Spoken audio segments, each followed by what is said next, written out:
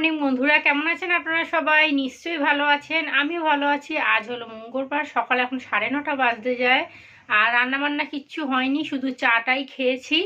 আজকে লোন আছে, কি রান্না করব চিন্তা করছি বসে বসে। ফুলকপি বাঁধাকপি সবই আছে, তো দেখি ফুলকপিটাই ভাবছি করব। তিশান এখনও ঘুম থেকে ওঠে না, শুয়ে আছে। তন্ময় একটু আগে বেরিয়ে গেল।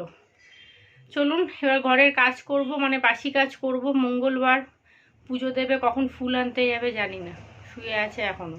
আগে বাসি কাজগুলো করব, অনেক জামা কাপড় মানে কাচতে হবে। জামা কাপড় বলতে ওই বিছানার চাদর, ওগুলো সব পড়ে আছে।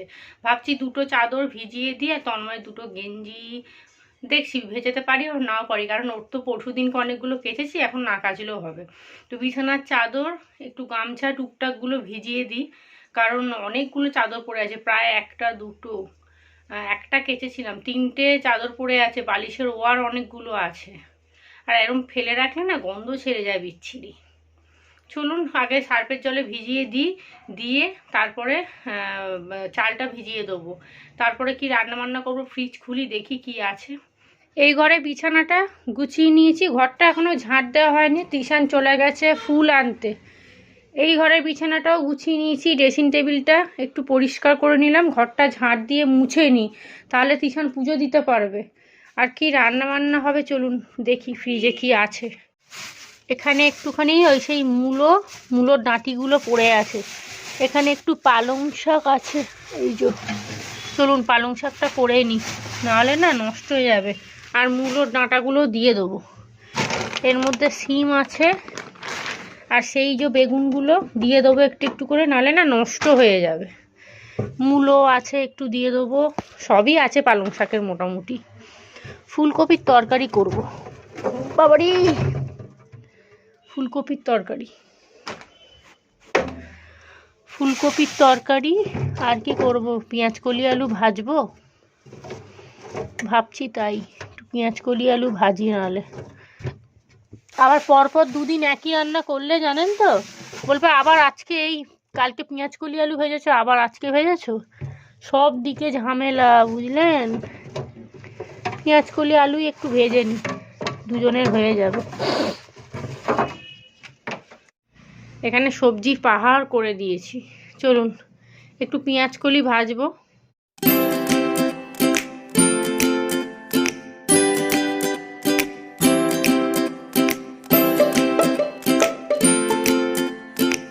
এদিকে সবজিপাতি সব কাটা হয়ে গেছে, ফুলকপির তরকারি, আলু ফুলকপি কেটে নিয়েছি। পালং শাকের জন্য মূলো, সিম, আলু, বেগুন কাটা হয়ে গেছে। ফুলকপির তরকারিতে পেঁয়াজ টমেটো কেটে নিয়েছি, পালং শাক ধুয়ে নিয়েছি, পেঁয়াজ কলি আলু কেটে নিয়েছি, ধোয়া হয়ে গেছে। এবারে রান্নাবান্না বসাবো। এই চুবড়িটা না ফাঁকা করি আগে, তাহলে বাসনগুলো মেজে এখানে রাখতে পারবো। আর এদিকে কালকে কচুরি করেছিলাম আছে, আমি তো খাবো না, তিশান খাবে। আর এখানে এই যে একটুখানি তিশান খেতে পারেনি রেখে দিয়েছে। এখানে কাশ্মীরি আলুর দম একটু আছে, এটাই তিশানের ব্রেকফাস্ট হয়ে যাবে। আর আমার এখানে ভাত, এই দেখুন বাবা, এই যে ভাতটা আলু সেদ্ধ ভাত আছে, গরম করব, ঘি দিয়ে খেয়ে নেবো। আজকে আর ডিম নেবো না, কালকে অনেক রিচ খাওয়া হয়ে গেছে। এখানে ভাত বসিয়ে দিয়েছি, আর এখানে একটু জল গরম করছি। এই যে কিচেন টাওয়ালগুলো ভেজাবো, খুব নোংরা হয়েছে। এখানে কড়া বসিয়ে দিলাম, পেঁয়াজ কলি আলুটা ভাজবো। আর এখানে তিশানকে খেতে দিয়ে 3খানা কচুরি বেঁচে গেছে, আর এই যে অর্ধেকটা আমি খাচ্ছিলাম। এটা কন্টেনারে করে রেখে দিই, বিকেলবেলা তন্ময় এলে যদি খায় দিয়ে দেবো, শীতকালের তো অসুবিধা নেই। আর এই দেখুন তিশানকে দিয়ে একটু চিংড়ি মাছ আনালাম। তিশান এই প্রথম মাছ কিনে নিয়ে এলো, এই দেখুন। ওকে বলেছিলাম একটুখানি দাম দর করে কিনবি, সুন্দর নিয়ে এসছে, দেখেছেন? দেখুন, পারবো না বলে কোনো কিছু হয় না, বাচ্চাদেরকে শেখাতে হবে, তবেই তো বাচ্চারা শিখবে। পারবো না বলে কিছু হয় না, দেখছেন কত সুন্দর কিনে নিয়ে এসছে। আমি বলছি যা একটু দাম দর করে কিনে আনবি, অসুবিধা নেই, 2-5 টাকা দাম যদি বেশি নেয় নেবে, তুই কিনতে তো শিখবি। এটা নিয়ে এলাম, ওদের 3জনের মোটামুটি হয়ে যাবে। আমি তো খাবো না, আমি একটুখানি তরকারি নিয়ে নেবো, পালং শাক দিয়েই খেয়ে নেবো। চলুন এখানে পেঁয়াজ কলি আলু ভাজাটা বসিয়ে দিই, তারপরে পালং শাকটা বসাবো, তারপর ফুলকপির তরকারি বসাবো। কারণ চিংড়ি মাছটা বাছতে হবে, ঘরটা ঝাঁট দিয়ে দিয়েছি, মুছবো, বাসন মাজতে হবে। এখন প্রায় বাজতে 7:30 বলছি 10:30। আর ব্রেকফাস্ট করব, ভাতটা গরম করতে বসাই মাইক্রো ওভেনে। চলুন, কালো জিরা শেষ হয়ে গেছে। এখন যদি তিশানকে বলি গজগজ করবে, 2-3 বার দোকানে গেছে জানেন তো। বাবা রে বাবা,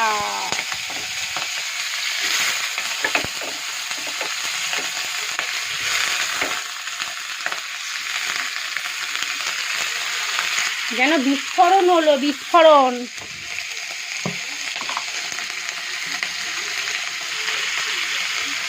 একটু ডাল করতে হবে না, ভাবছি চিংড়ি মাছটা ফুলকপি দিয়ে না একটু ঝোল ঝোল করে নেবো।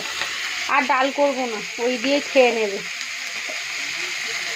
বাবা, চামচটা পুরো ভিতরে ঢুকে গেছে। এত নোংরা হয়েছে না এই কিচেন টাওয়ালগুলো, চ্যাট চ্যাট করছে জানেন। ওই জন্যই ভাবলাম যে না, ভিজিয়েই দিয়ে একটু গরম জলে কষকষে করে পরিষ্কার হয়ে যাবে। কত জল বেরোচ্ছে দেখি।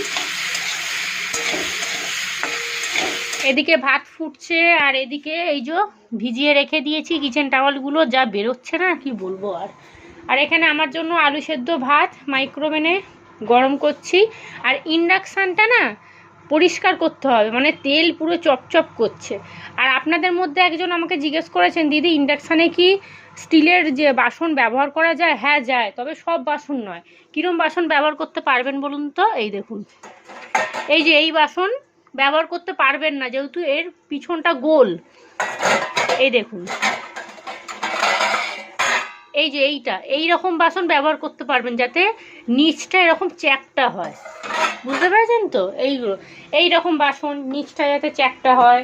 তারপরে বাটির মধ্যে ধরুন এই বাটি নিচটা চ্যাপ্টা, এরকম বসাতে পারবেন। এরকম বাটি ব্যবহার করতে পারবেন, কারণ এইখানটা দেখছেন তো, এইখানটা যাতে তাপটা লাগে সেই রকম জিনিস বসাতে হবে, নিচটা যাতে পুরো প্লেন হয়। তো আমাকে কালকে একজন কমেন্ট করেছিলেন, সেই জন্য আমি বলে দিলাম যে সব বাসন ব্যবহার করা যায় নাকি। সব বাসন ব্যবহার করা যায় না। ভাতটা অনেকটা আছে, গরম করে নিলাম, একটুখানি রেখে দেবো। ওই প্লেন বাসন ব্যবহার করতে পারবেন।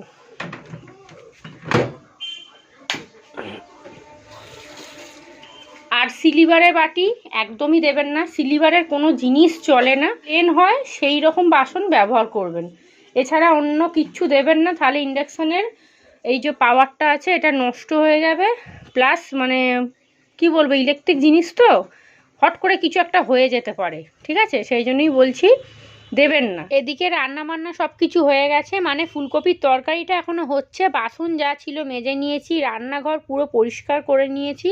চলুন এইবারে যাব কিন্তু লোন দিতে। আর এখানে বাথরুমে একটু কাচাকুচি করছিলাম, কিন্তু অনেকটা দেরি হয়ে যাবে। সেই জন্য ভাবলাম যে না, আগে লোনটা দিয়েই আসি। আর তিশান দেখুন বলগুলোকে নিয়ে খেলছে। যদি একবার টিভিতে লাগে ওর টিকি আমি একদম ছিঁড়ে দেবো। চলুন লোনটা দিয়ে আসি। এখন বাজে 12টা 10, আমি রেডি হয়ে গেছি, লোনটা দিয়ে চলে আসি। কাজতেই ঢুকেছিলাম, কিন্তু পুরো কাজতে গেলে না দেরি হয়ে যাবে। তো সেই জন্য ভাবলাম লোনটা দিয়ে আসি, এসে একবারে কেচে স্নান করে নেবো। রান্না বান্না হয়ে গেছে, সব পরিষ্কার করে নিয়েছি। তিশান আমি এলে কেচে বেরোবো, তিশান তারপর স্নান করে পুজোটা দিয়ে দেবে। চলুন আমি যাই, নাহলে দেরি হয়ে যাবে। স্যার এসে যাবে তো, 1টার মধ্যে স্যার আবার চলেও যায়, আবার ওরা বসে থাকবে আমার জন্য। চলুন, ফুলকপি তরকারিটা হয়ে গেছে, আর একটুখানি সিদ্ধ হবে, সেই জন্য একটু দাঁড়িয়ে আছি। আলুটা সিদ্ধই হয়ে গেছে।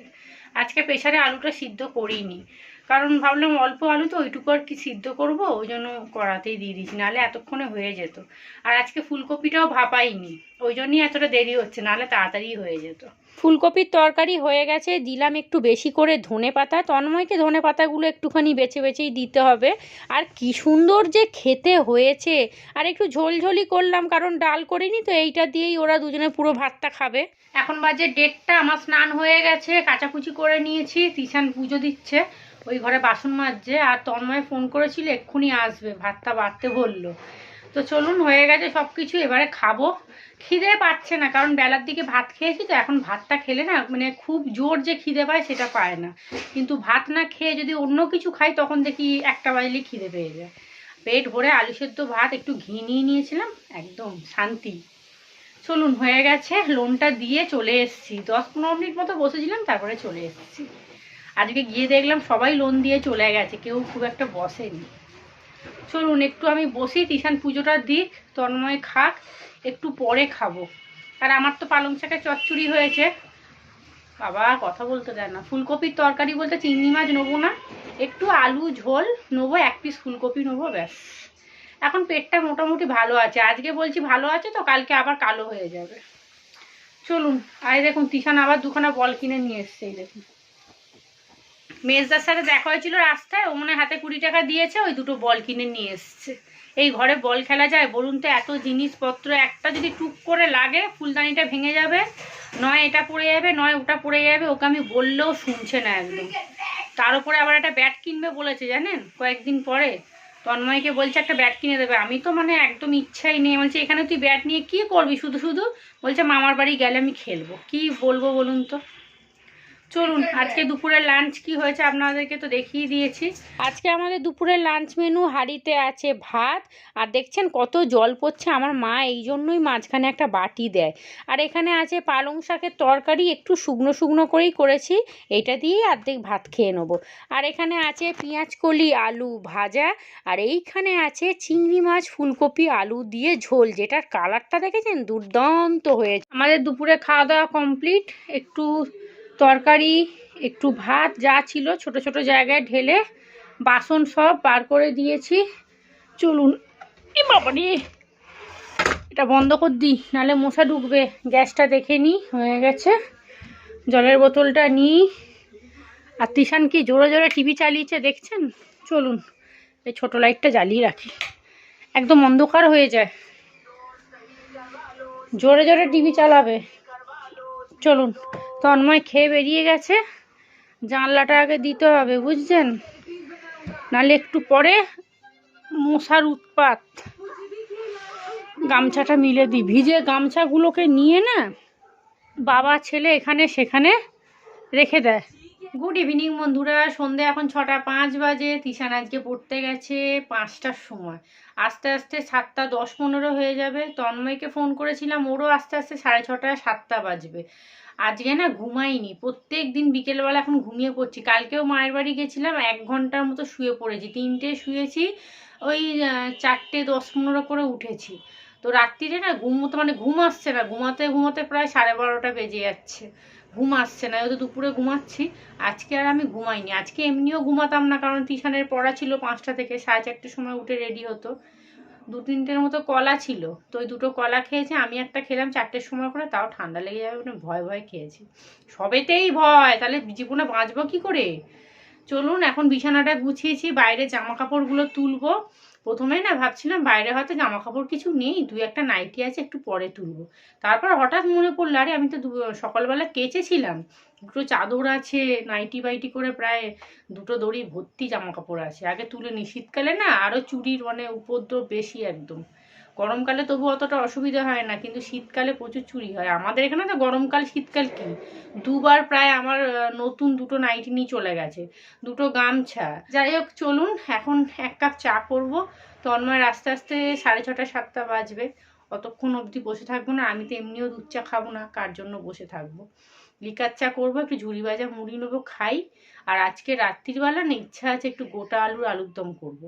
আগের দিনকে করেছিলাম কালকে রাত্রিবেলা, কিন্তু ওটা যেহেতু কাশ্মীরি আলুর দম করেছিলাম, ওর মধ্যে 4 মগজ এটা সেটা ছিল, তো আমি শুধু আলুটা তুলে মানে গ্রেভি খাইনি, শুধু আলু তুলে 3টে কচুরি দিয়ে মেখে মেখে খেয়েছি। সেই আলু সিদ্ধর মতো লাগছিল, একটুখানি মানে মশলা ছিল, কিন্তু মানে গ্রেভিটা খাইনি, তো মানে ঠিক স্বাদ পেলাম না আলুর দমে। তো ওই জন্য ইচ্ছা আছে আজকে একটুখানি আলুর দম করবো। ছোট নতুন আলু এখানে পাওয়া যাবে না, সামনাসামনি দোকানগুলো তো এমনি আলু পাওয়া যায়, নতুন আলু বিক্রি করছে না। পিছনে একবার দেখতে হবে, দেখি একবার বেরোবো এমনিও, ওই নতুন আলু একটু কিনে নিয়ে আসবো, আলুর দম করবো, আর তার সাথে রুটি খাবো, ব্যাস। এখানে একটু ঝুড়ি ভাজা মুড়ি নিয়ে নিয়েছি। আজকে চায়ের জলটা না মেপে নিলাম জানেন, নালে না কম হয়ে যায়। চলুন একটু বাবাকে ফোন করব। বাবার শরীরটা এখন অনেকটা ভালো আছে জানেন। আপনাদের মধ্যে কয়েকজন জিজ্ঞেস করেন যে দিদিভাই তোমার বাবা কেমন আছে। ভালো আছে, এখন অনেকটা ভালো আছে। এখানে আলুর দম করব, আলু সিদ্ধ করে ছাড়িয়ে নিয়েছি। আর আজকে আলু সাইজগুলো দেখেছেন, দুটো খেলেই পেট ভরে যাবে। এখানে পেঁয়াজ কুচিয়ে নিয়েছি, যেহেতু আলুর পরিমাণটা একটু বেশি আছে, একটু বেশি মশলা রাখবে। আর একটা বড় টমেটো নিয়েছি, কড়া বসিয়ে দিয়েছি। আজকেই ননস্টিক কড়াটায় রান্না করব। আর এখানে যা বাসন ছিল সব মাজা ঘষা হয়ে গেছে। কড়ার মধ্যে তেজপাতা, একটা শুকনো লঙ্কা দিয়েছি, পেঁয়াজ টমেটো ভালো করে ভেজে নিলাম। এইবারে দিয়ে দিচ্ছি একটু বেশি করে আদা রসুন বাটা। এবারে দিয়ে দেবো হলুদ গুঁড়ো, কাশ্মীরি লঙ্কা, অল্প একটু গুঁড়ো লঙ্কা দেবো, কারণ আমি খাবো তো, খুব বেশি ঝাল করব না। তো মশলাগুলো সব দিয়ে দিয়েছি। এইবারে এটাকে একটু ভালো করে ভেজে নেব, যেমন আর কি মানে কষা আলুর দম করে সেরকমই করব। মশলা ভালো করে কষিয়ে নিয়েছি ঢাকা চাপা দিয়ে। এইবারে আলুগুলো দিয়ে দিলাম। তিশানকে বলেছিলাম যে একটু ছোট ছোট থেকে আলু নিয়ে আসবি, ও এত বড় বড় নিয়ে এসছে। আর এখান থেকেই না তন্ময়কে আলুর দম দিয়ে দেবো, ওই জন্য কয়েকটা আলু কেটে দিয়েছি। কারণ কি বলুন তো, ও আবার গোটা আলু মানে আলুর দম খেতে চায় না। ওই জন্য বললো তুমি কয়েকটা আলু কেটে দিয়ে দাও, ওইগুলো আমি খেয়ে নেবো।